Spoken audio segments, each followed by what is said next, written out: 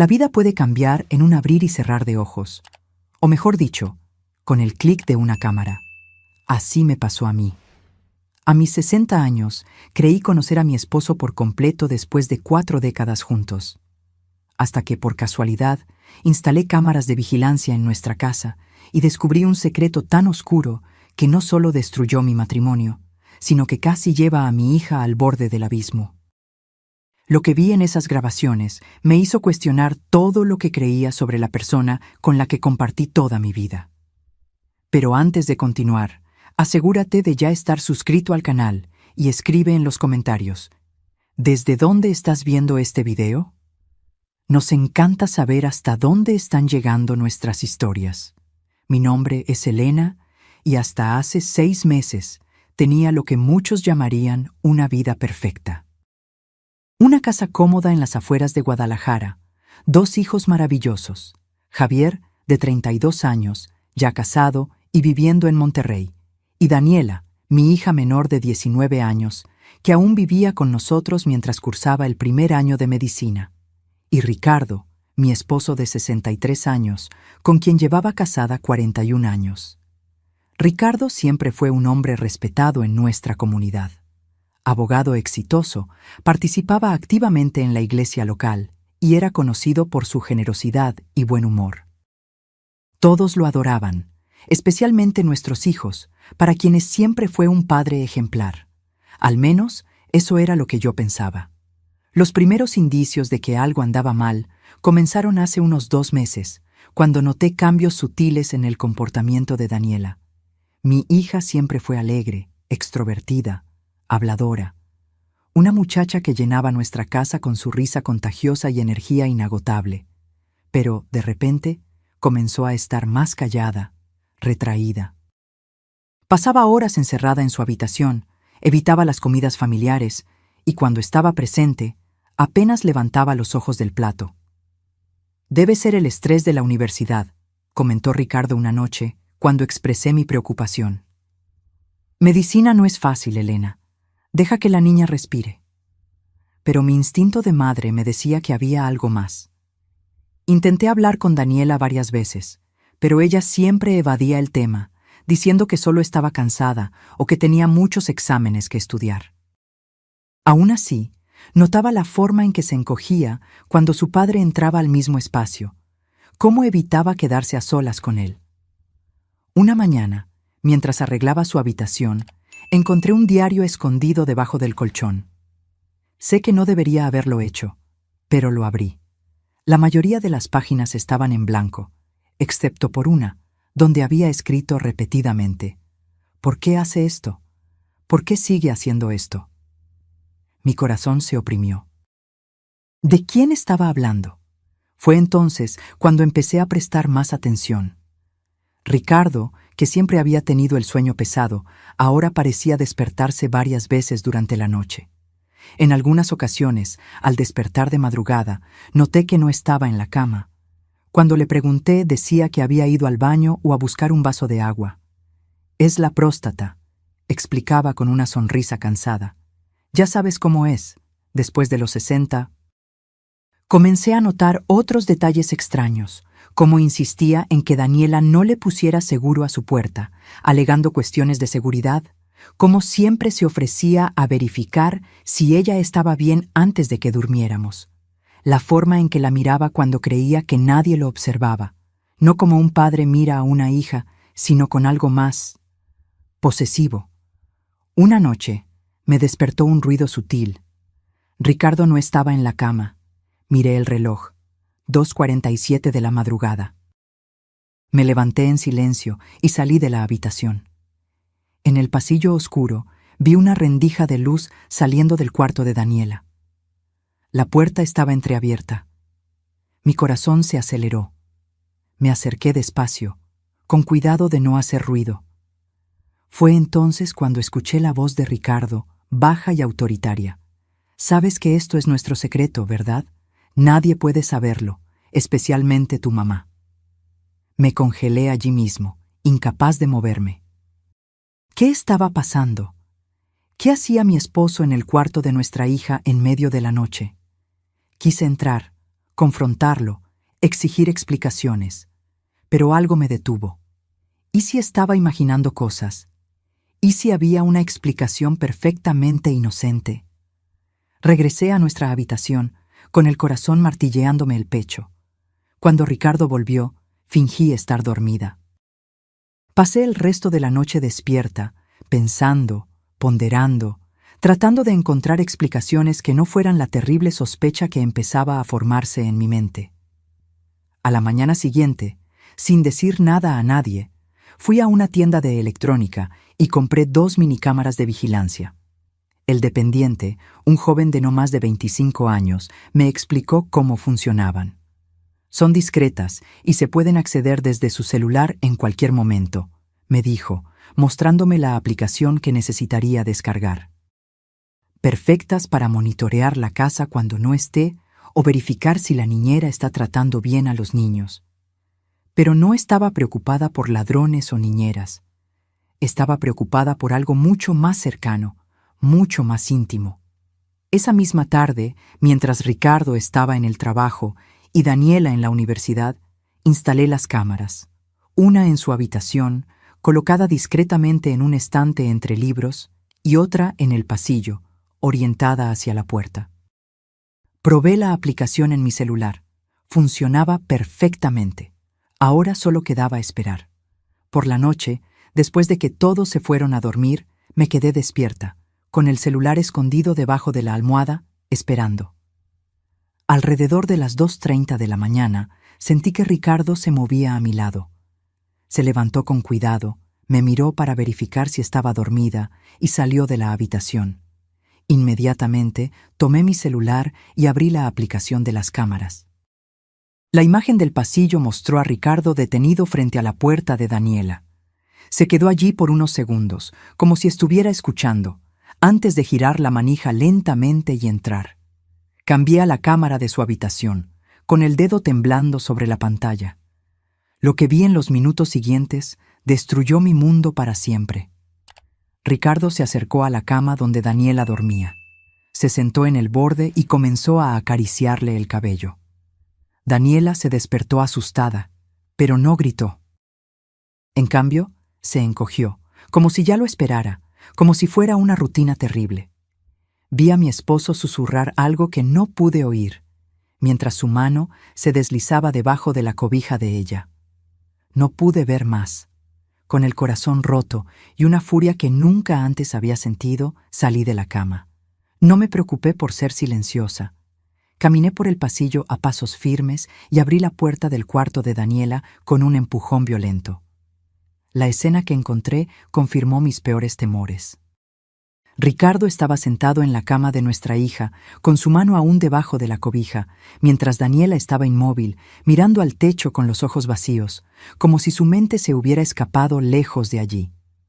«¿Qué estás haciendo?», grité, con mi voz irreconocible incluso para mí misma. Ricardo saltó de la cama, con el rostro pálido como una hoja de papel. «Elena, no es lo que estás pensando. Daniela tuvo una pesadilla, solo vine a ver si estaba bien». Pero yo sabía la verdad. Lo había visto con mis propios ojos, y ahora, al mirar el rostro de mi hija, esa expresión vacía, supe que no era la primera vez, que esto había estado sucediendo durante mucho tiempo, justo debajo de mis narices.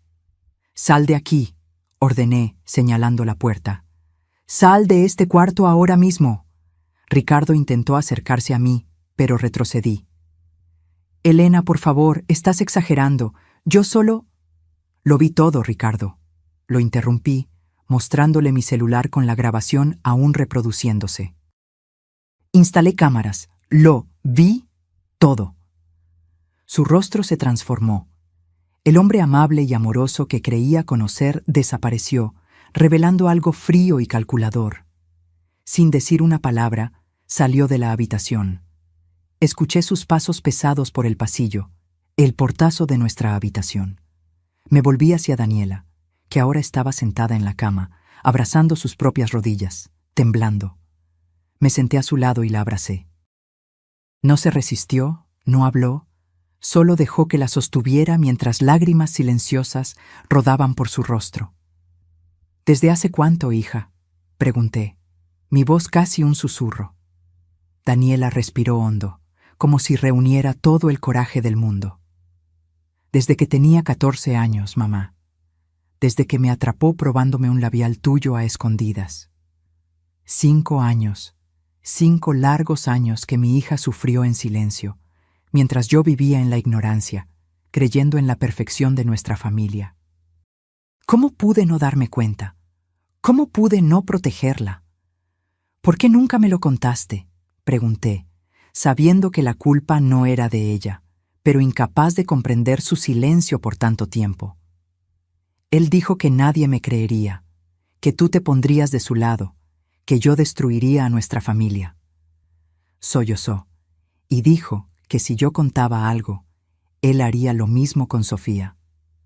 Sofía era nuestra sobrina, hija de la hermana de Ricardo, una niña de apenas 12 años.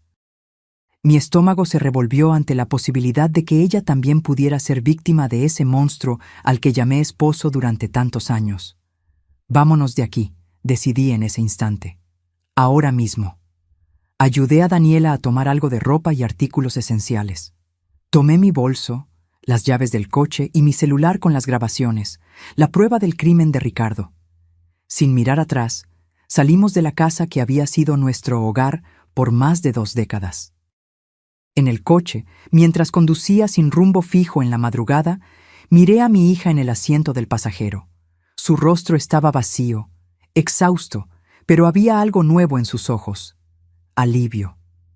Finalmente, su secreto había sido revelado. Finalmente, alguien había creído en ella. ¿A dónde vamos, mamá?, preguntó con voz tenue. A un lugar seguro, respondí decidida, y luego iremos a la policía. Esto termina hoy, hija, te lo prometo. Mientras conducía por las calles desiertas de la ciudad, las lágrimas rodaban por mi rostro. ¿Cómo no me había dado cuenta? ¿Cómo no había visto las señales? La culpa me carcomía por dentro, pero sabía que no era momento de flaquear. Mi hija me necesitaba, más que nunca, y no la dejaría sola de nuevo. Conduje hasta la casa de mi hermana, Carmen, que vivía al otro lado de la ciudad. Era el único lugar que se me ocurrió en ese momento de desesperación. A pesar de que eran casi las 4 de la mañana, llamé a su celular mientras me estacionaba frente a su casa. «¿Elena? ¿Qué pasó?», contestó, con la voz pastosa por el sueño, pero ya alarmada por la hora inusual de la llamada. «Carmen, necesitamos quedarnos contigo. Es urgente. Estamos aquí enfrente». Pocos minutos después, Carmen abrió la puerta, vestida con una bata, el cabello despeinado y el rostro lleno de preocupación. Su esposo, Miguel, estaba justo detrás. Cuando vio nuestros rostros, el mío contorsionado por la rabia y el dolor, el de Daniela pálido y vacío, no hizo preguntas, solo nos abrazó y nos condujo adentro. «¿Están seguras ahora?», dijo, guiándonos a la sala. «¿Quieren contarme qué sucedió?». Daniela se sentó en el sofá, encogida como una niña pequeña. La miré, pidiéndole permiso en silencio, y ella asintió levemente. Con voz temblorosa, le conté a mi hermana todo: los cambios en el comportamiento de Daniela, mis sospechas, la instalación de las cámaras y, finalmente, el terrible descubrimiento. Carmen escuchó todo en silencio, su rostro pasando de la incredulidad al horror y luego a la furia. «Ese monstruo», murmuró, abrazando a Daniela, que ahora lloraba silenciosamente.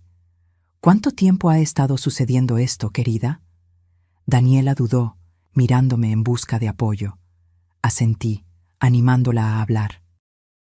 «Desde mis 14 años, tía», respondió, con la voz casi inaudible.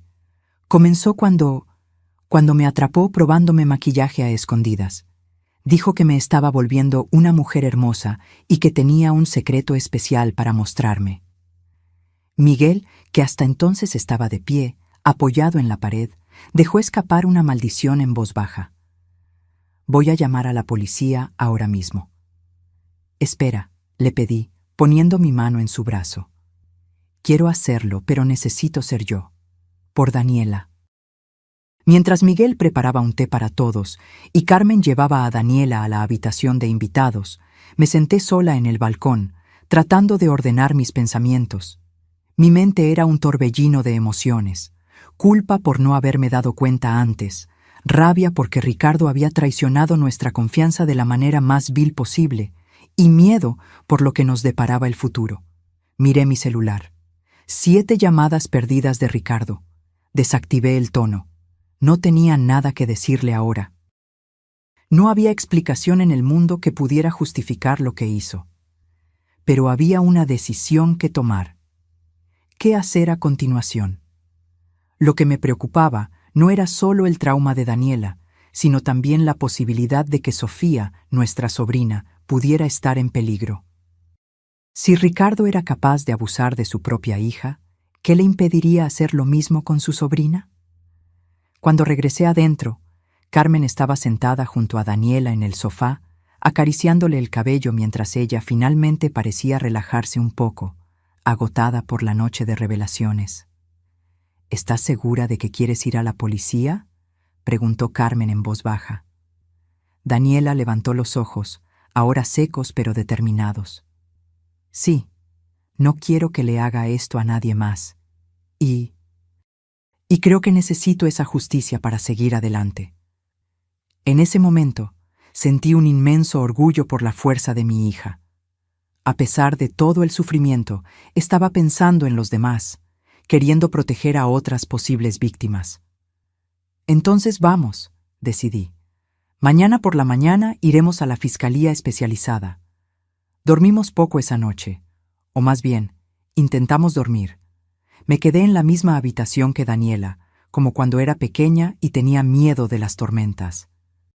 Observé su sueño inquieto, interrumpido por pesadillas que la hacían moverse y murmurar palabras incomprensibles. ¿Cuánto dolor había cargado sola todos esos años? Por la mañana, después de un café silencioso, Carmen nos prestó ropa limpia a las 2 y Miguel se ofreció a llevarnos a la Fiscalía Especializada en Delitos contra las Mujeres. En el camino recibí una nueva andanada de llamadas de Ricardo. Esta vez contesté. ¿Dónde están?, exigió con la voz oscilando entre la preocupación y la irritación.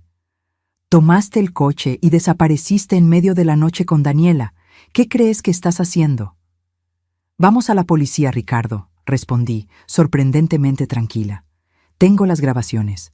Vas a pagar por lo que le hiciste a nuestra hija. Hubo un momento de silencio al otro lado de la línea y luego su voz cambió, volviéndose casi suplicante. Elena, estás exagerando. No es lo que parece. Puedo explicarlo todo, pero no hagas esto, por el amor de Dios. Piensa en nuestra familia, en nuestra reputación. ¿Reputación?, repetí incrédula.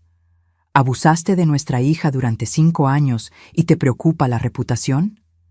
Yo nunca abusé de ella, gritó. Fue solo un cariño paternal. Estás interpretando todo mal y Daniela está confundida. Siempre ha sido muy fantasiosa, lo sabes. Sentí que la rabia crecía dentro de mí. ¿Cómo se atrevía a sugerir que Daniela estaba inventando cosas? ¿Cómo se atrevía a intentar minimizar lo que había hecho? Lo vi con mis propios ojos, Ricardo. Está todo grabado. Y Daniela me contó todo. Todos esos años que tú... No tienes pruebas de nada, interrumpió con la voz ahora fría y calculadora. Es tu palabra y la de ella contra la mía. ¿A quién crees que le van a creer? ¿A un abogado respetado o a una niña problemática y a su madre histérica? Colgué el teléfono, temblando de furia. Miguel, que había oído parte de la conversación mientras conducía, apretó el volante con fuerza. Está mintiendo, dijo mi cuñado, tratando de calmarme. Tienes las grabaciones y tienes la palabra de Daniela. Pero, ¿y si tiene razón?, pregunté, con un nudo formándose en mi garganta. ¿Y si nadie nos cree? ¿Y si usa su influencia para salirse con la suya? Daniela, que estaba callada en el asiento trasero, se inclinó hacia adelante y tocó mi hombro.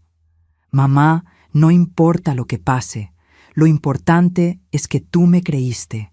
Me sacaste de allí. Eso ya significa todo. En la fiscalía, fuimos recibidas por una agente del Ministerio Público llamada Alicia, especializada en delitos contra personas vulnerables. Nos condujo a una sala privada, donde Daniela pudo dar su testimonio sin interrupciones. Lloré silenciosamente mientras escuchaba a mi hija relatar, con dolorosos detalles, los años de abuso que sufrió. Alicia escuchó todo con atención profesional, haciendo preguntas ocasionales, pero siempre respetuosa y cuidadosa. Cuando Daniela terminó, la fiscal se dirigió a mí. Señora Elena, las grabaciones que mencionó serán fundamentales como prueba. ¿Podría mostrarme? Con las manos temblorosas, le entregué mi celular, con la aplicación de la cámara abierta en las grabaciones de la noche anterior.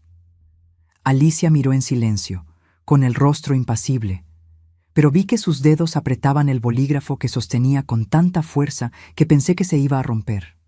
Esto es evidencia suficiente para una orden de aprehensión, dijo finalmente. El comportamiento de su esposo en la grabación, combinado con el testimonio de Daniela, constituye el delito de violación equiparada, incluso si ahora tiene 19 años, ya que el abuso comenzó cuando era menor de edad. Además, existe el agravante de ser su padre, lo que configura abuso de autoridad. ¿Y qué pasa ahora?, pregunté, dominada por una mezcla de alivio y aprensión.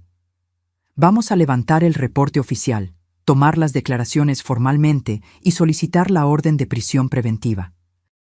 Usted y su hija necesitarán un lugar seguro para quedarse, ya que también emitiremos una medida de protección contra él. Pueden quedarse en mi casa, ofreció Carmen, que había permanecido en silencio hasta entonces, por el tiempo que sea necesario. Alicia asintió, aprobando. Perfecto. Y en cuanto a la sobrina que mencionaron, Sofía, es importante verificar si también fue víctima. Podemos solicitar una evaluación psicológica si su madre consiente. Mi corazón se encogió al pensar en Sofía. ¿Habría sufrido también a manos de ese monstruo? La idea era tan dolorosa que apenas podía respirar. Cuando salimos de la fiscalía ya pasaba del mediodía. Daniela parecía exhausta, pero había una nueva determinación en sus ojos, como si un peso inmenso se hubiera quitado de sus hombros. Yo, en cambio, me sentía devastada. ¿Cómo pude vivir tanto tiempo con un hombre capaz de tal atrocidad y no darme cuenta de nada? De camino de regreso a casa de Carmen, mi celular sonó de nuevo.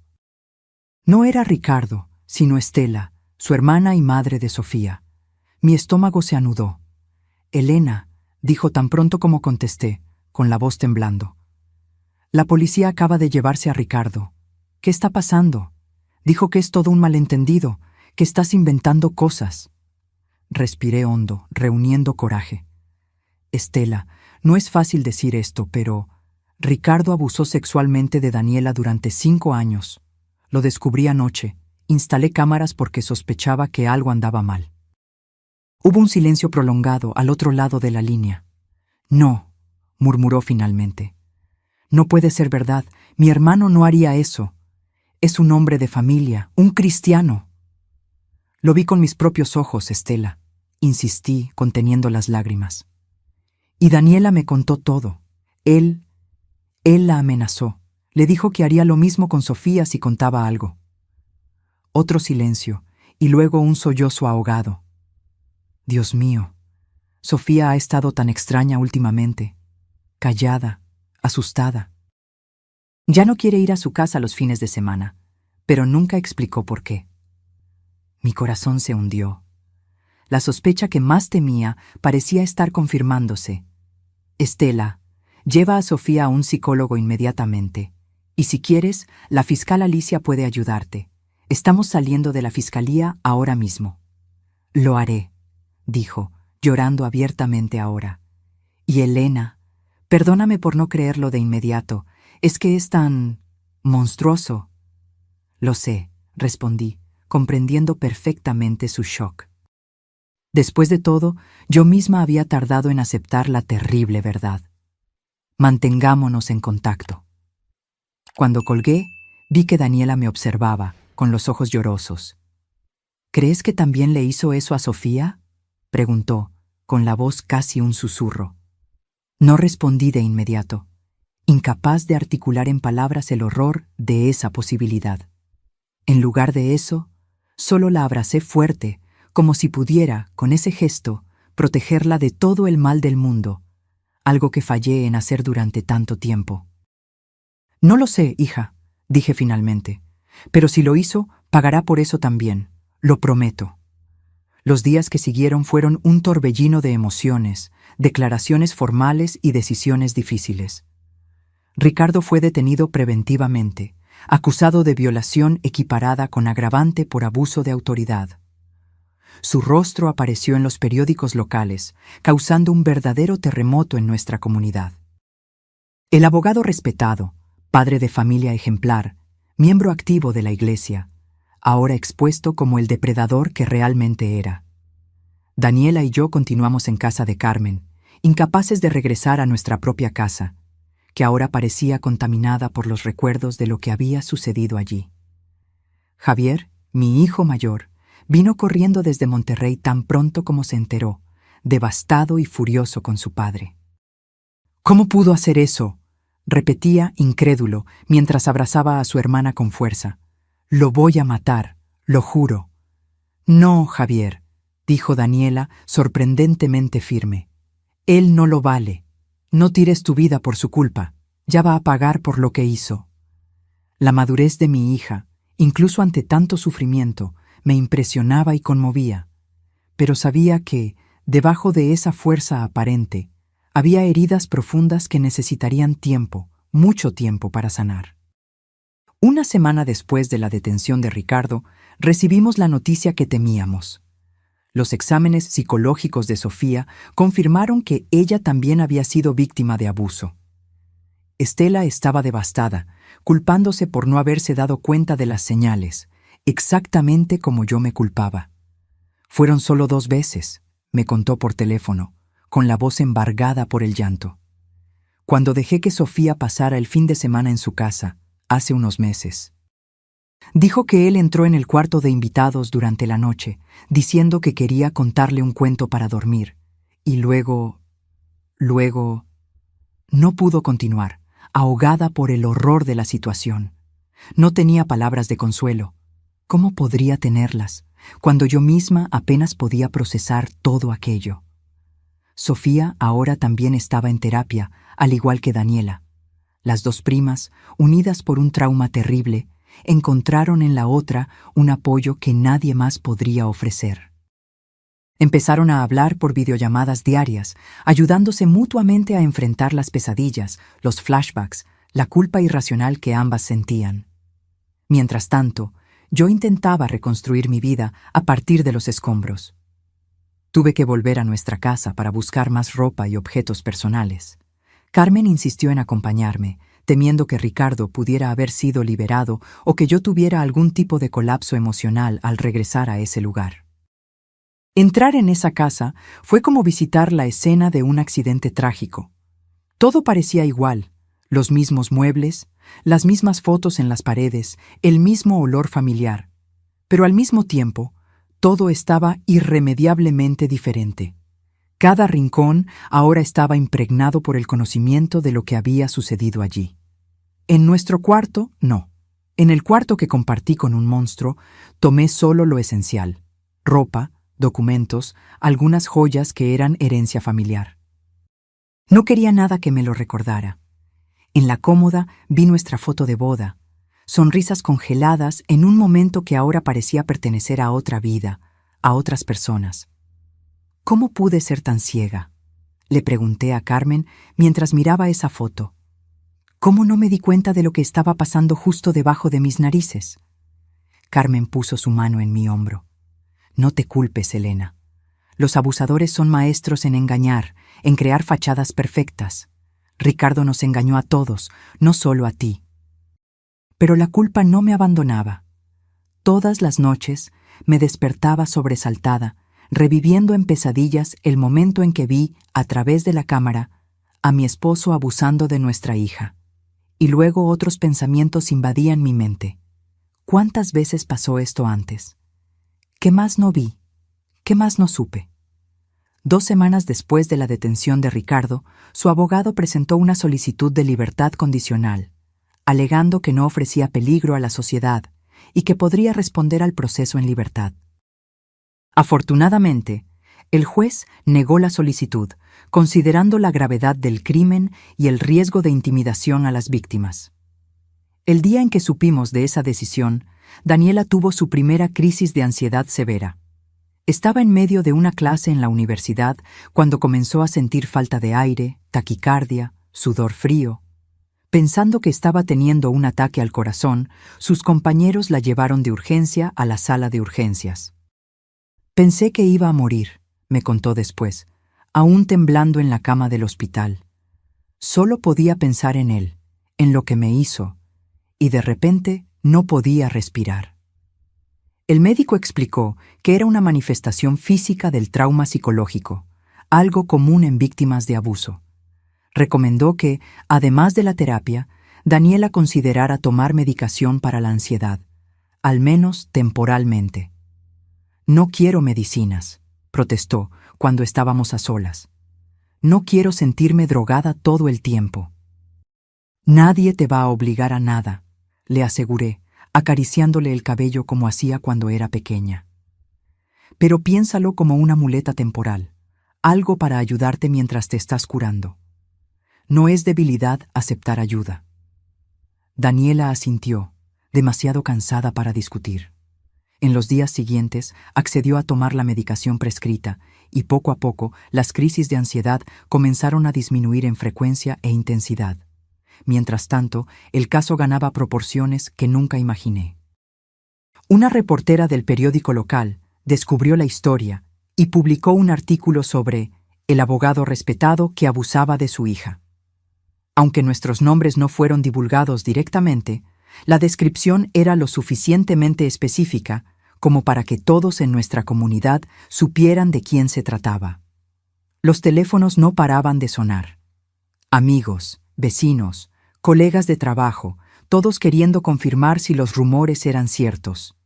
Algunos ofrecían apoyo, otros solo curiosos por el escándalo. Desactivé mi celular y le pedí a Carmen que filtrara las llamadas en su casa. La iglesia a la que asistíamos nos contactó a través del sacerdote. Quería visitarnos para ofrecer consuelo espiritual. Rechacé educadamente. A pesar de mi fe, en ese momento no podía conciliar la imagen de un Dios amoroso con el horror que se había abatido sobre mi familia. ¿Cómo permitió Dios que esto sucediera? ¿Por qué no protegió a mi hija, una inocente? El proceso siguió su curso. El Ministerio Público presentó una denuncia contra Ricardo por violación equiparada con agravantes de violencia psicológica y abuso de autoridad, tanto en el caso de Daniela como en el de Sofía. La pena prevista podría alcanzar los 15 años de reclusión. La defensa de él insistía en la tesis de que todo no era más que un malentendido, que las imágenes de la cámara no mostraban explícitamente un acto sexual y que las niñas estaban confundidas o sugestionadas. Era una estrategia vil, pero predecible, intentar desacreditar a las víctimas, especialmente cuando son jóvenes. «Está diciendo que estamos mintiendo», lloró Daniela una noche, después de enterarse de los argumentos de la defensa. «Que estoy inventando todo esto». «No importa lo que diga», la consolé, aunque estaba tan furiosa como ella. «Tenemos las pruebas, tenemos la verdad de nuestro lado». Pero la verdad, descubrí, no siempre es suficiente en el sistema de justicia. O al menos, no es tan rápida como nos gustaría. El proceso se arrastraba, con audiencias programadas y reprogramadas, peritajes solicitados, testigos declarando. Cada paso parecía diseñado para hacer que las víctimas revivieran su trauma repetidas veces. Mientras tanto, nuestra vida práctica también exigía decisiones difíciles. No podíamos quedarnos indefinidamente en casa de Carmen, aunque ella insistiera en que no era molestia. Y yo necesitaba encontrar un trabajo. Había sido ama de casa durante la mayor parte de mi matrimonio, confiando en los ingresos de Ricardo. Ahora, a mis 60 años, me vi obligada a empezar de cero. Decidí vender nuestra casa. Además de necesitar el dinero, Ninguna de las dos podía imaginarse volver a vivir allí. Cada rincón de esa casa guardaba recuerdos ahora manchados por la terrible verdad que descubrimos. La inmobiliaria consiguió un comprador rápidamente. Ironía del destino, el precio estaba por debajo del mercado, porque la casa se había hecho famosa por el escándalo. Con el dinero de la venta, compré un pequeño apartamento para Daniela y para mí, en una colonia diferente, lejos de miradas curiosas y susurros malévolos.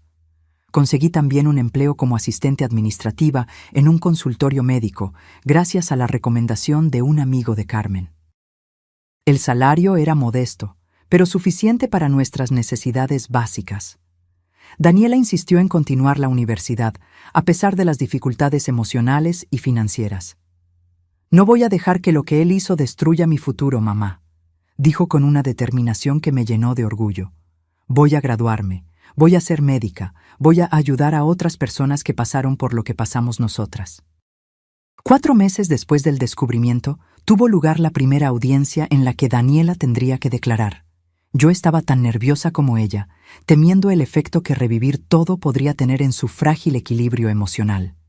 En la sala de audiencias me senté al fondo, como determinó el juez, para no influir en el testimonio.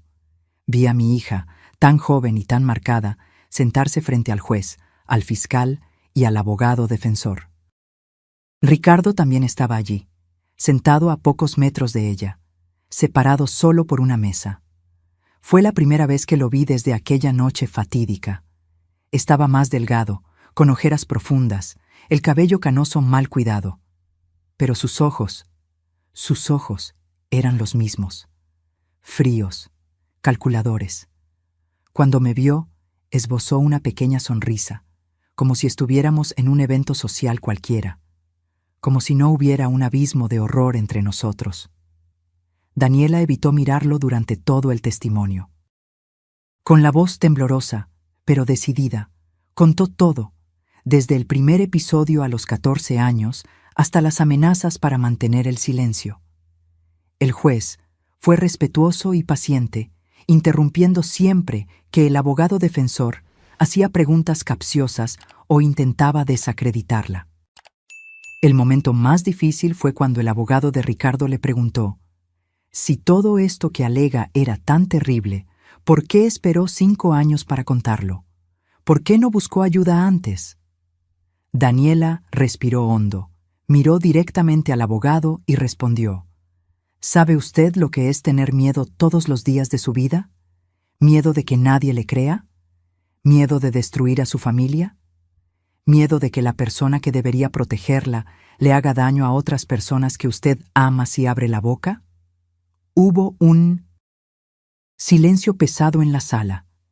El abogado pareció momentáneamente sin palabras ante la intensidad emocional de esa respuesta. Cuando terminó la audiencia, Daniela estaba exhausta, pero había una nueva firmeza en ella, como si ese testimonio hubiera sido, de alguna manera, liberador. Al salir del tribunal, me abrazó fuerte. «Gracias por creerme, mamá», susurró. «Gracias por salvarme». Esas palabras me golpearon como una puñalada. Debí haberme dado cuenta antes. Debí haber protegido a mi hija desde el principio. La culpa era un peso constante que yo cargaba. No, hija, tú me salvaste a mí. Tuviste el coraje que yo no tuve. Esa noche, acostada en mi nueva cama, en mi nuevo apartamento, miré al techo, pensando en cómo la vida puede cambiar completamente en un abrir y cerrar de ojos. Cómo alguien que creíste conocer íntimamente puede esconder un monstruo dentro de sí. Cómo los cimientos de tu vida pueden desmoronarse, dejando solo escombros. Pero también pensé en cómo, incluso de los escombros, es posible comenzar a reconstruir, ladrillo a ladrillo, día tras día. La casa nunca sería la misma, las grietas siempre estarían allí, visibles u ocultas. Pero sería un refugio, un lugar para seguir viviendo. Con ese pensamiento me dormí, soñando no con el pasado que perdimos, sino con el futuro que estábamos, dolorosamente, comenzando a construir. 6 meses después del descubrimiento, recibí una llamada de la fiscal Alicia. Quería informarme que había surgido una tercera víctima, una expasante del bufete de Ricardo, que ahora, alentada por el coraje de Daniela, decidió también denunciarlo por acoso sexual cuando ella tenía apenas 17 años. Esto fortalece aún más el caso, explicó Alicia. Muestra un patrón de comportamiento, no un malentendido aislado como alega la defensa. Sentí una mezcla de alivio por tener más evidencias contra Ricardo y horror al pensar en cuántas otras víctimas podrían existir que aún no habían hablado. Mientras el proceso avanzaba, nuestras vidas se fueron adaptando a una nueva normalidad. Daniela continuaba en la universidad, ahora con el apoyo de una beca que la coordinación del curso consiguió para ella, considerando las circunstancias excepcionales. Yo me acostumbraba a mi nuevo trabajo, agradecida por la rutina que ayudaba a mantener mi mente ocupada. Javier regresó a Monterrey, pero llamaba casi a diario, preocupado por nosotras. Él también estaba lidiando con su propio trauma, el shock de descubrir que su padre, su modelo de hombre durante toda su vida, era en realidad un abusador. También comenzó a ir a terapia, tratando de procesar la rabia, la vergüenza y la culpa que sentía, aún siendo inocente en todo aquello. A veces me miro en el espejo y lo veo a él, confesó Javier una vez durante una videollamada. Y tengo miedo, mamá. Tengo miedo de haber heredado algo de él, algo malo. Tú no eres tu padre, le aseguré, deseando poder abrazarlo a través de la pantalla. Eres un hombre bueno, Javier. Lo que hizo tu padre no tiene nada que ver contigo. En nuestro nuevo apartamento, Daniela y yo desarrollamos nuevas rutinas, nuevos rituales para ayudarnos a seguir adelante. Cenábamos juntas todas las noches, hablando de nuestro día.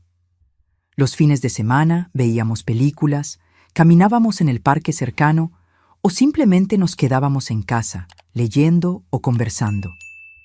Eran momentos sencillos, pero preciosos, momentos de normalidad en medio del caos en el que se habían convertido nuestras vidas. La terapia ayudaba. Tanto Daniela como yo comenzamos a ver a la misma psicóloga, la doctora Isabel, aunque en horarios separados. La doctora Isabel nos ayudaba a procesar el trauma, la rabia, la culpa, a entender que no éramos responsables de los actos de Ricardo. Elena, me dijo durante una sesión, necesitas perdonarte. No había forma de que pudieras saber lo que estaba pasando. Pero debí haberme dado cuenta, insistí, con las lágrimas rodando libremente. ¿Qué clase de madre no se da cuenta cuando su hija está sufriendo? Una madre humana, respondió Isabel gentilmente. Una madre que confiaba en el hombre que eligió como compañero, como padre de sus hijos.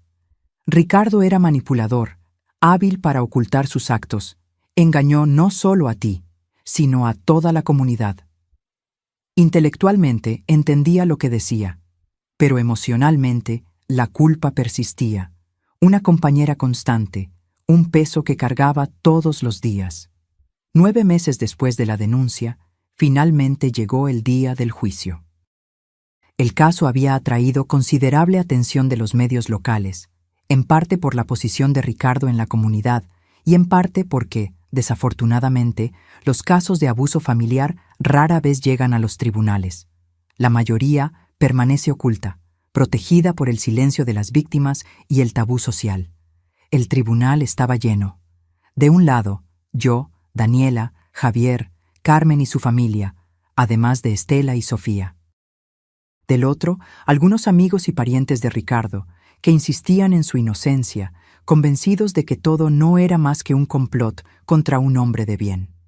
Ricardo entró escoltado, vistiendo un traje impecable, como en los tiempos en que iba a trabajar a su bufete de abogados.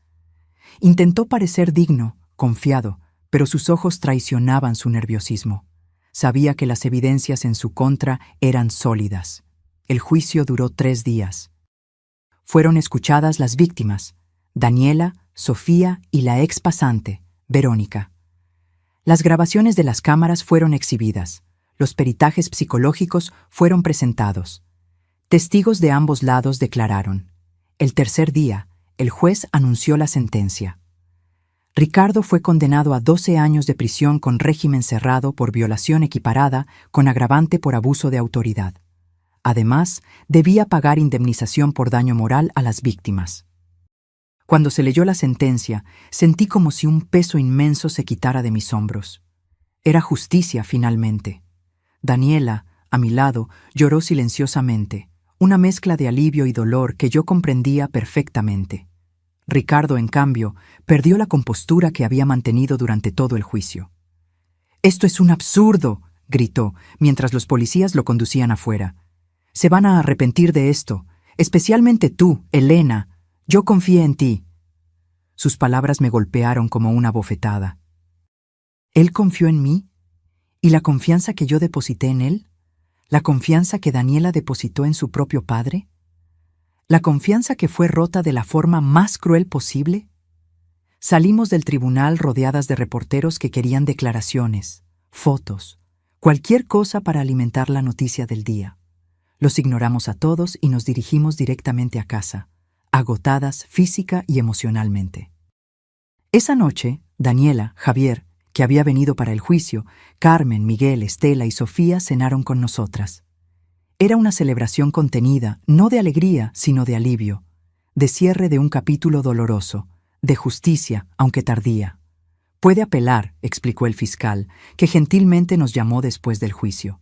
De hecho, es casi seguro que lo hará. Pero las evidencias son sólidas. Es improbable que la sentencia sea significativamente reducida o revertida. Esa noche marcó un punto de inflexión en nuestras vidas. No era el fin del dolor, del trauma, de los recuerdos que siempre nos perseguirían, pero era el comienzo de un camino de curación verdadera. Ahora, sin la incertidumbre del proceso judicial cerniéndose sobre nuestras cabezas, podíamos realmente empezar a mirar hacia adelante. En los meses que siguieron, cada una de las víctimas encontró su propio camino para lidiar con lo que había pasado. Sofía, ahora de 13 años, continuaba en terapia y había comenzado a expresarse a través del arte, pintando cuadros vibrantes que, según ella, espantaban a los monstruos. Verónica, la expasante, se graduó en la Facultad de Derecho y decidió especializarse en Derecho de Mujeres y Niños para ayudar a otras víctimas como ella. Y mi Daniela, mostraba una resiliencia que me sorprendía a diario. Continuaba en la Facultad de Medicina, determinada a convertirse en psiquiatra infantil. «Quiero ayudar a niños traumatizados, mamá», me dijo. «Quiero que sepan que no están solos, que lo que pasó no fue culpa suya, y que existe vida, una buena vida, después del trauma». En cuanto a mí, poco a poco fui aprendiendo a vivir en esta nueva realidad. El trabajo en el consultorio médico se convirtió en más que solo un medio de sustento. Se convirtió en un lugar donde me sentía útil, valorada. Hice nuevos amigos, personas que no me conocían como la esposa del abogado que abusó de su hija, sino simplemente como Elena. Por las noches, a veces, cuando la casa estaba en silencio y mis defensas bajas, los pensamientos sombríos todavía volvían. Las preguntas sin respuesta. ¿Cómo no me di cuenta? ¿Por qué hizo esto? ¿Qué podría haber sido diferente? Pero entonces recordaba las palabras de la doctora Isabel. No puedes cambiar el pasado, Elena. Pero puedes decidir cómo el pasado va a influir en tu presente y tu futuro. Puedes elegir ser una víctima permanente o una sobreviviente en evolución. Y elegí sobrevivir. Elegí evolucionar. Por mí, por Daniela, por todas las otras mujeres que ya pasaron o aún pasarán por situaciones similares. Porque la verdad es que historias como la nuestra son mucho más comunes de lo que nos gustaría admitir. Un año después de la sentencia, Ricardo continuaba en prisión, su apelación aún tramitando lentamente en los tribunales superiores. Ya no pensaba mucho en él. Había enterrado las fotos, los recuerdos, los 41 años de un matrimonio que se reveló una mentira. Él ya no era parte de mi vida, excepto como una sombra distante, un fantasma que ocasionalmente todavía aparecía en pesadillas, pero ya sin el poder de paralizarme de miedo o dolor. Una tarde de sábado particularmente hermosa, Daniela y yo caminábamos por el parque cerca de nuestro apartamento. El sol de otoño doraba las hojas de los árboles y el aire tenía esa dulzura peculiar de la estación. Nos sentamos en un banco, observando a los niños jugar en el área de juegos, sus risas llenando el aire. «Mamá», dijo Daniela suavemente, «quería agradecerte». «¿Por qué, hija?», pregunté sorprendida. «Por todo, por haberme creído, por haber tenido el coraje de denunciarlo, por haber estado a mi lado durante todo este proceso, por no haberte rendido con nosotras dos». Sus palabras me conmovieron profundamente. «Nunca me rendiría contigo, Daniela, nunca». «Lo sé», sonrió, una sonrisa genuina que iluminaba sus ojos de una forma que no veía hacía mucho tiempo. «Y por eso estoy logrando seguir adelante, porque sé que no estoy sola». En ese momento, bajo el sol de otoño, con mi hija a mi lado, sentí una paz que no experimentaba hacía mucho tiempo. El camino hacia la curación aún era largo, con altibajos, días buenos y días malos, pero estábamos caminando juntas, paso a paso, reconstruyendo nuestras vidas a partir de los escombros. Y tal vez, solo tal vez, podríamos transformar nuestro dolor en algo significativo, algo que ayudara a otras mujeres y niños atrapados en situaciones similares. Tal vez nuestra historia podría ser un faro, mostrando que es posible encontrar coraje para denunciar, fuerza para enfrentar el proceso judicial y esperanza para volver a empezar, no importa cuán devastadora sea la traición. Porque al final, lo que descubrí es que la verdadera fuerza no está en nunca caer, sino en levantarse todas las veces, incluso cuando parece imposible. Y en ese proceso de levantarse, de sanar, reside una belleza profunda y transformadora que solo quien pasó por algo similar puede realmente comprender. Descubrí que la curación no es lineal. No hay un camino recto del trauma a la recuperación. Es más como una espiral, donde a veces sientes que estás volviendo al punto de partida, solo para darte cuenta de que en realidad estás en un nivel diferente, viendo las cosas desde una perspectiva nueva. 18 meses después del descubrimiento que cambió nuestras vidas, Daniela y yo creamos nuevas rutinas, nuevos hábitos, una nueva forma de ser familia. Nuestro pequeño apartamento se convirtió en un hogar acogedor, lleno de plantas que cuidábamos juntas, libros que amábamos y fotografías nuevas. Solo nosotras dos, Javier cuando venía a visitarnos, Carmen y su familia, momentos felices que capturábamos para reemplazar los recuerdos dolorosos. Las terapias continuaban, aunque con menor frecuencia. Daniela ahora veía a la doctora Isabel solo una vez al mes, más como mantenimiento que como tratamiento intensivo. Yo continuaba mis sesiones quincenales, aún trabajando en temas de culpa y autoperdón que se resistían a desaparecer. En una de esas sesiones le comenté a la doctora Isabel cómo me sentía dividida sobre mi pasado con Ricardo. «Es extraño», confesé. «A veces me encuentro pensando en los momentos buenos que tuvimos, como cuando nació Javier, o nuestros viajes familiares, y por un instante olvido quién es realmente.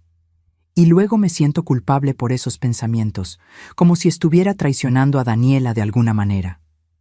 Isabel me miró con esa comprensión serena que siempre me calmaba. «Elena, pasaste 41 años con ese hombre. Es natural que existan recuerdos positivos.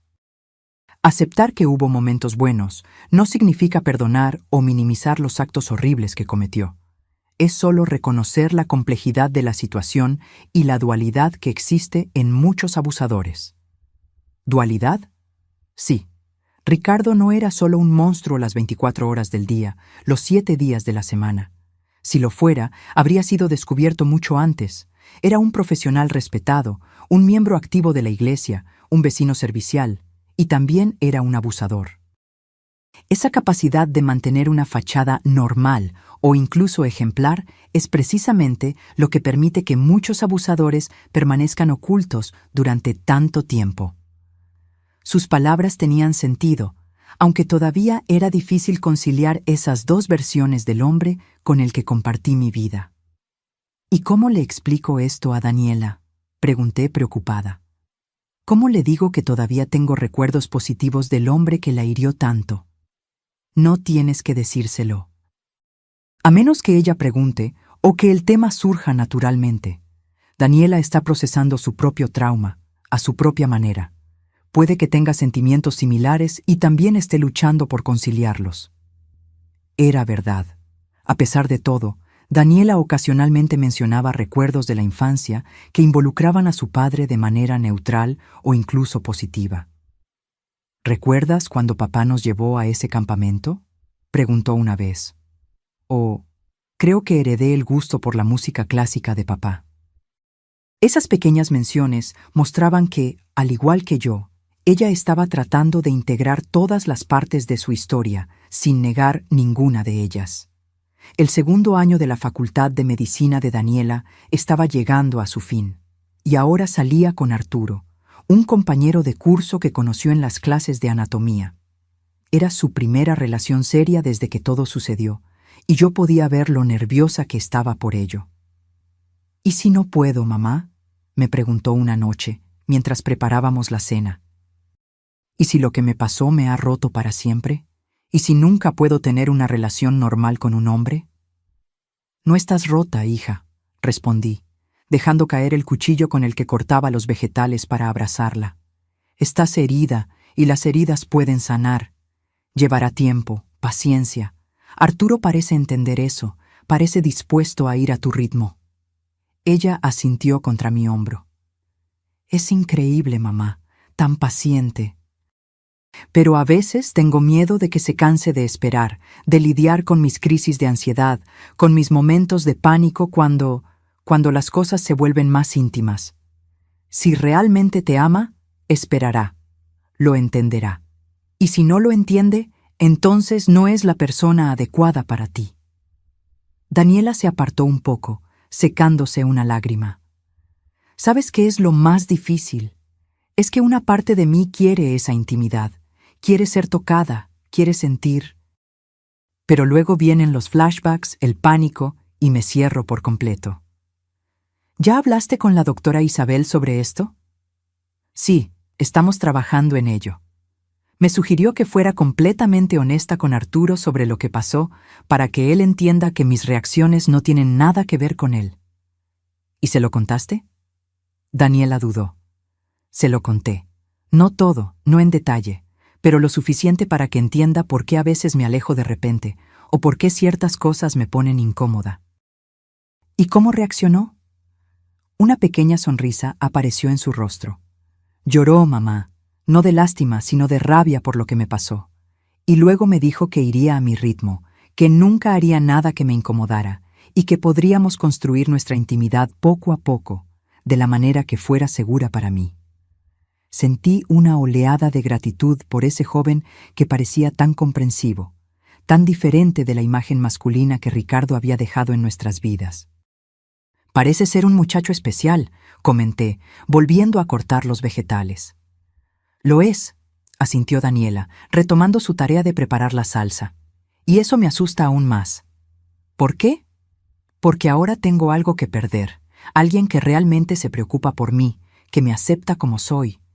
¿Y si nunca logro superar esto por completo? ¿Y si él eventualmente se cansa de la novia dañada? Daniela, dije, volteándome para mirarla de nuevo. No estás dañada. Eres una sobreviviente. Fuerte, valiente, resiliente. Y cualquiera que no pueda ver eso, no merece tu amor. Ella sonrió, una sonrisa temblorosa, pero genuina. Gracias, mamá. No sé qué sería de mí sin ti. Mientras terminábamos de preparar la cena, pensé en cómo nuestras conversaciones habían cambiado en los últimos meses. Ahora podíamos hablar sobre lo que pasó sin que dominara por completo nuestras vidas. Era solo una parte de nuestra historia, no la historia completa. Al día siguiente, recibí una llamada inesperada. Era Estela, la hermana de Ricardo y madre de Sofía. No habíamos hablado en un tiempo, aunque manteníamos contacto ocasional, principalmente por las niñas. Elena, dijo, con la voz tensa, Ricardo está solicitando libertad condicional. Su abogado argumenta que ya cumplió 1/3 de la pena, tiene buen comportamiento y no ofrece peligro a la sociedad. Sentí que se me helaba la sangre. Pero, ¿eso es posible? ¿Después de todo lo que hizo? Aparentemente sí. El sistema tiene esas lagunas. Respiró hondo. Estoy llamando porque vamos a necesitarlas de nuevo. Tú, yo, las niñas. Para testificar, para mostrarle al juez que todavía representa un peligro. Cerré los ojos, tratando de procesar este nuevo giro. Cuando pensé que finalmente podíamos seguir adelante, allí estaba Ricardo de nuevo, infiltrándose en nuestras vidas, obligándonos a revivir todo. ¿Cuándo es la audiencia? Pregunté resignada. Dentro de 3 semanas. Ya contacté al fiscal que llevó el caso. Dijo que las posibilidades son bajas, considerando la gravedad del crimen, pero no inexistentes. A Daniela no le va a gustar esto, murmuré, más para mí misma que para Estela. A Sofía tampoco, asintió. Pero son fuertes, Elena, más fuertes de lo que imaginamos. Después de colgar, me quedé sentada en la cocina, mirando a la nada, tratando de decidir cómo darle esta noticia a Daniela. Le estaba yendo tan bien, había vuelto a sonreír, a hacer planes, a vivir. Y ahora esto. Decidí esperar hasta la cena, cuando ambas estuviéramos relajadas. Preparé su plato favorito, lasaña de berenjena, y compré un buen vino para acompañar, algo que rara vez hacíamos. ¿Cuál es la ocasión especial?, preguntó al ver la mesa puesta con tanto cuidado. Ninguna en particular, respondí, tratando de sonreír. Solo pensé que merecíamos una cena especial. Pero Daniela me conocía demasiado bien. Mamá, ¿qué está pasando? Tienes esa arruga de preocupación entre las cejas. Suspiré, dándome cuenta de que no podría ocultar el tema por mucho tiempo. Tu tía Estela llamó hoy. Inmediatamente vi que el cuerpo de Daniela se tensaba. Y tu padre está solicitando libertad condicional. Habrá una audiencia en 3 semanas. Daniela se quedó inmóvil, con el tenedor a medio camino de su boca. Lentamente lo bajó, lo puso en el plato y luego preguntó con una calma sorprendente. ¿Puede lograrlo? Estela dijo que las posibilidades son bajas, pero existen. El fiscal cree que si testificamos de nuevo, mostrando cómo todavía estamos afectadas, eso podría ayudar a que se mantenga la negativa. Daniela se quedó en silencio por un largo momento, mirando su plato intacto. Entonces, para mi sorpresa, levantó el rostro con una determinación que me recordó dolorosamente la expresión de Javier, irónicamente, del propio Ricardo en sus momentos más decididos. Voy a testificar, dijo Daniela con firmeza. No voy a permitir que salga antes de tiempo y potencialmente le haga a otra persona lo que me hizo a mí. Si tengo que revivir todo esto para mantenerlo lejos de las calles, que así sea. Miré a mi hija, admirada por su fuerza. No era la reacción que esperaba. Pensé que se sentiría devastada, asustada, tal vez incluso se negaría a participar. En cambio, allí estaba ella, decidida a enfrentar al monstruo una vez más. ¿Estás segura, hija? No será fácil verlo de nuevo, tener que hablar de todo otra vez. Nada de esto es fácil, mamá, respondió, tomando su tenedor de nuevo. Pero sobreviví al abuso, sobreviví al juicio, sobreviviré a esto también. En las semanas previas a la audiencia, noté un cambio en Daniela. Se volvió más introspectiva, pasaba más tiempo estudiando, como si intentara mantener su mente ocupada. A veces la escuchaba llorar bajito en su cuarto, pero cuando aparecía para el desayuno, siempre tenía una sonrisa determinada en el rostro. Arturo fue un apoyo fundamental en este período. Venía a cenar con nosotras con frecuencia. Traía pequeños regalos para animar a Daniela. Un libro que había mencionado querer leer, chocolates de la pastelería que adoraba, flores del jardín de su madre. Parecía entender exactamente cuándo ella necesitaba espacio y cuándo necesitaba compañía. Una noche, mientras lavábamos los platos después de que Daniela se fue a acostar temprano, cansada tras un largo día de estudios, Arturo me hizo una pregunta que me tomó por sorpresa. «Doña Elena, ¿cree que Daniela podrá manejar esto? ¿Ver a su papá de nuevo? ¿Tener que hablar de todo otra vez?» Me sequé las manos en el paño de cocina, pensativa. Daniela es más fuerte de lo que aparenta, Arturo. Siempre lo ha sido. Incluso cuando era pequeña, enfrentaba sus miedos con una valentía que me impresionaba. Sé que es fuerte, asintió, guardando los platos en el armario. Pero también sé que tiene pesadillas casi todas las noches. Que a veces, cuando estamos viendo una película y aparece una escena de un padre con su hija, se pone tensa, distante, que todavía toma medicamentos para poder dormir. Lo miré con nueva apreciación. Este joven realmente conocía a mi hija, realmente se preocupaba. Me preocupa que esta audiencia pueda hacerla retroceder, continuó. Que todos los progresos que ha hecho en los últimos meses puedan ser anulados. A mí también me preocupa, admití. Pero conociendo a Daniela como la conozco, sé que no podría vivir en paz si no hiciera todo lo posible para mantener a Ricardo en prisión, donde merece estar. Arturo asintió, comprendiendo. Solo quiero que sepa que no está sola en esto, que estoy aquí para lo que necesite.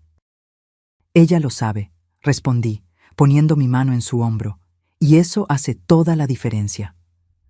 La víspera de la audiencia, Daniela y yo recibimos una visita inesperada. Sofía y Estela. Habían venido a la ciudad un día antes, para que pudiéramos ir juntas al tribunal al día siguiente. Sofía, ahora con casi 14 años, parecía mayor de su edad.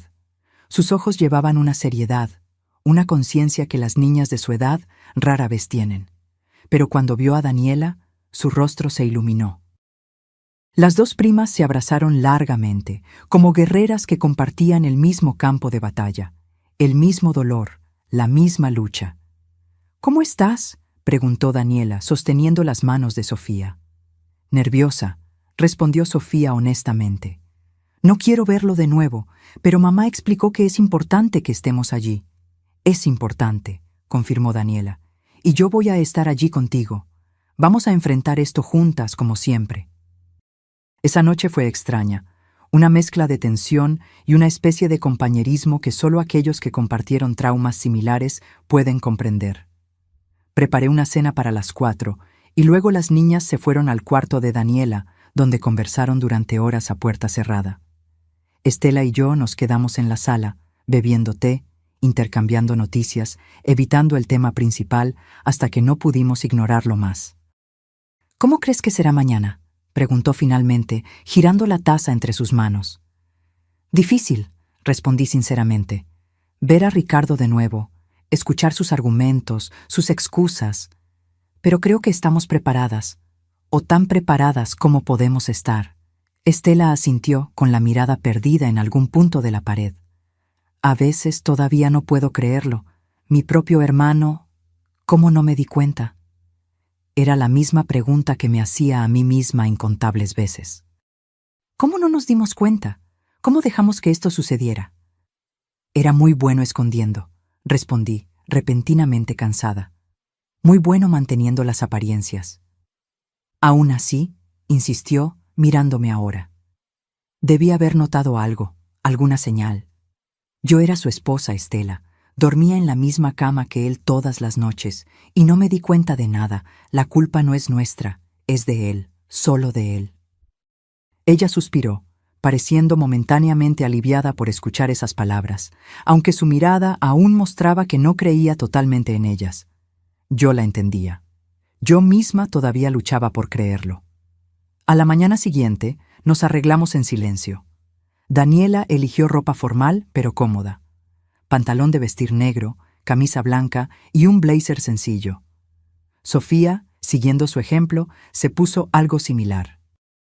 Parecían mayores, más serias, como si hubieran dejado atrás cualquier rastro de juventud despreocupada. El tribunal estaba casi vacío cuando llegamos, solo algunas personas dispersas en los bancos. El fiscal que conocíamos del caso original, el abogado de Ricardo, algunos oficiales de justicia. Y luego, escoltado por guardias, Ricardo entró. Parecía diferente, más delgado, el cabello completamente canoso ahora, la piel con un tono grisáceo, típico de quien pasa mucho tiempo sin ver el sol. Pero sus ojos seguían siendo los mismos, fríos, calculadores, observadores. Cuando nos vio, algo brilló en esos ojos. ¿Rabia? ¿Resentimiento? No podía hablarnos directamente, pero su mirada lo decía todo. Nos culpaba. Nos odiaba por haber expuesto sus crímenes, por haber destruido su vida perfecta. Daniela apretó mi mano con tanta fuerza que casi me dolió. Del otro lado, Sofía se acercó más a su madre, como si buscara protección. La audiencia comenzó. El abogado de Ricardo presentó argumentos elaborados sobre su buen comportamiento en prisión, sobre cómo participaba en programas de rehabilitación, cómo se había convertido en un hombre transformado. Habló sobre la edad avanzada de Ricardo, sobre sus problemas de salud, sobre cómo ya no representaba peligro alguno para la sociedad. Todo estaba tan bien ensayado, tan convincente para quien no conocía la verdadera naturaleza de Ricardo. Miré a mi alrededor, temiendo ver a la gente creyendo en esa farsa, pero el juez, un hombre de mediana edad con mirada severa, parecía impasible. Luego fue nuestro turno. El fiscal nos llamó una a una para testificar. Primero Estela, luego yo, luego Sofía y finalmente Daniela. Cuando llegó el turno de Daniela, se levantó con una dignidad que me llenó de orgullo. Caminó hasta el frente de la sala, hizo el juramento y miró directamente al juez. «Su nombre completo, por favor», le pidió. «Daniela Torres», respondió con voz clara. «Señorita Torres, ¿cómo se sentiría sabiendo que su padre podría ser liberado antes del cumplimiento completo de su condena?» Daniela respiró hondo, y yo podía ver que estaba luchando por mantener la compostura. «Me sentiría aterrorizada, señoría, no solo por mí, sino por cualquier joven que se cruzara en su camino. ¿Podría explicar mejor? Mi padre, Ricardo, abusó de mí durante 5 años. 5 años en los que viví con miedo constante, en los que dudé de mi propia cordura, en los que creí que de alguna manera era mi culpa. Y cuando finalmente todo salió a la luz, cuando fue encarcelado, fue como si finalmente pudiera respirar de nuevo. La idea de que pueda estar libre, de que pueda estar en cualquier lugar, me causa pánico. ¿Cree que todavía representa un peligro?» Daniela miró directamente a Ricardo por primera vez. Sus miradas se cruzaron, y yo podía sentir la electricidad de ese momento, el silencioso enfrentamiento entre víctima y agresor. «Creo que sí», respondió, volviendo a mirar al juez. «Mi padre nunca admitió lo que hizo, nunca se arrepintió. Hasta hoy insiste en que fue un malentendido, que estamos exagerando. Alguien que no reconoce el mal que causó está condenado a repetir ese mal». El abogado de Ricardo intentó desacreditarla con preguntas capciosas, intentó hacerla parecer emocionalmente inestable o vengativa. Pero Daniela se mantuvo firme, respondiendo con una claridad y una convicción que claramente impresionaron al juez. Cuando terminó la audiencia, el juez anunció que necesitaría tiempo para evaluar todos los testimonios y evidencias antes de tomar una decisión. Marcó una nueva reunión para 2 semanas después, cuando anunciaría su veredicto. Salimos del tribunal agotadas, emocionalmente drenadas, pero de alguna manera aliviadas. Habíamos dicho lo que se tenía que decir. Ahora solo quedaba esperar. De camino de regreso a casa, en el coche, Sofía se durmió en el asiento trasero, con la cabeza apoyada en el hombro de Estela. Daniela miraba por la ventana, perdida en sus pensamientos. «Estuviste increíble allí dentro», le dije suavemente, sin querer despertar a Sofía. Tan fuerte, tan clara. Daniela se giró hacia mí con una pequeña sonrisa. No me sentí fuerte. Estaba temblando por dentro. Pero no dejaste que lo viera, no dejaste que tuviera ningún poder sobre ti. Ella asintió lentamente.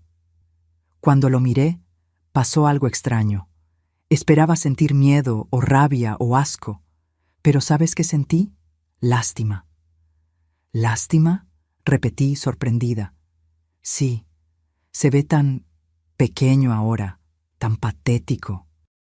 Un viejo amargado que arruinó su propia vida, que perdió todo, familia, carrera, reputación, porque no pudo controlar sus impulsos más bajos. ¿Qué clase de vida es esa? Reflexioné sobre sus palabras. Tenía razón. Ricardo, que un día pareció tan poderoso, tan invencible, ahora no era más que una sombra, un hombre roto por sus propios actos monstruosos. Eso no significa que quiera que salga de prisión, agregó Daniela rápidamente. Tiene que pagar por lo que hizo. Pero me di cuenta de que ya no necesito temerle. Ya no tiene poder sobre mí. Esas palabras me conmovieron profundamente. Mi hija, que había pasado por un infierno a manos de ese hombre, ahora estaba encontrando una forma de liberación que iba más allá de la justicia legal. Se estaba liberando emocionalmente, rompiendo las cadenas invisibles que aún la unían a su agresor. Las 2 semanas de espera por la decisión del juez fueron extrañas. Por un lado, estábamos ansiosas, preocupadas por la posibilidad de que Ricardo fuera liberado. Por otro, había una nueva sensación de paz, especialmente en Daniela, como si el enfrentamiento directo con Ricardo en el tribunal hubiera exorcizado algún demonio interior. Volvió a concentrarse en sus estudios, en las salidas con Arturo, en su rutina normal. Sus pesadillas disminuyeron. Parecía más ligera, más presente. Una noche, aproximadamente una semana después de la audiencia, mientras veíamos una película en la sala, Daniela de repente pausó la televisión y se giró hacia mí. «Mamá, estoy pensando en ofrecerme como voluntaria para un proyecto». «¿Qué tipo de proyecto?», pregunté, curiosa por su expresión determinada. «Es un programa en el hospital universitario para apoyar a víctimas de abuso sexual. Necesitan estudiantes de medicina para ayudar en las atenciones iniciales, para crear un ambiente más acogedor para las víctimas cuando llegan al hospital». Sentí un nudo en el pecho. Era un paso tan valiente, tan significativo. «¿Crees que estás lista para eso? Puede ser emocionalmente agotador». «Creo que sí», respondió pensativa. «De hecho, creo que es exactamente lo que necesito hacer. Usar mi experiencia para ayudar a otras personas que están pasando por lo mismo que yo. Darle sentido a todo esto, ¿sabes?». Lo entendí perfectamente. Daniela estaba transformando su dolor en propósito, su experiencia traumática en una herramienta para el bien. Era una forma de curación, de transmutación. «Me parece una idea maravillosa», respondí, sosteniendo su mano. «Vas a ser increíble en eso». Ella sonrió, esa sonrisa genuina que tanto amaba ver. «Gracias, mamá, por todo». La noche anterior a la decisión del juez, recibí una llamada inesperada. Era Verónica, la ex pasante que también había sido víctima de Ricardo. No habíamos hablado en un tiempo. «Elena», dijo con la voz tensa, «escuché que mañana sale la decisión sobre la libertad condicional. ¿Estarán allí?».